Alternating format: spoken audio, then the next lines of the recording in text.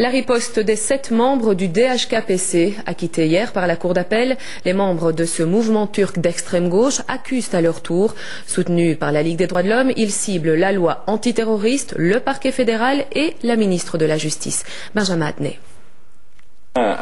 Après l'acquittement, la contre-attaque. Épaulé par la Ligue des droits de l'homme, Bahar Kim Yong-gur a annoncé ce matin son intention de porter plainte contre le procureur fédéral. Un homme, dit-il, qui s'est acharné à tort. J'ai vraiment peur de ce personnage. Je suis vraiment sincère, j'ai peur de cet homme. Et j'appelle vraiment l'opinion publique à être vigilante et à avoir peur d'un tel personnage. C'est pas normal qu'il s'arroge le droit, il ait autant de pouvoir, c'est pas normal.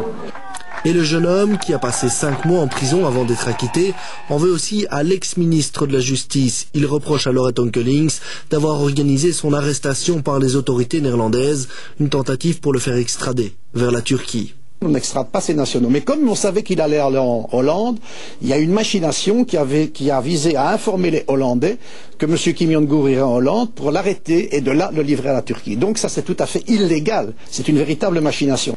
De manière générale, c'est la fameuse loi antiterroriste votée au lendemain du 11 septembre qui était pointée du doigt ce matin.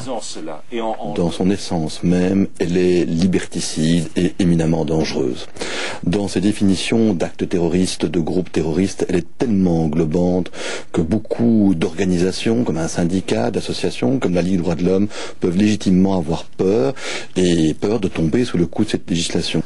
L'ex-ministre de la Justice rappelle pourtant que cette loi n'est que l'application en droit belge de directives européennes. Laurette Onkelings, directement mise en cause, réfute également toute forme d'acharnement contre les membres du DHKPC.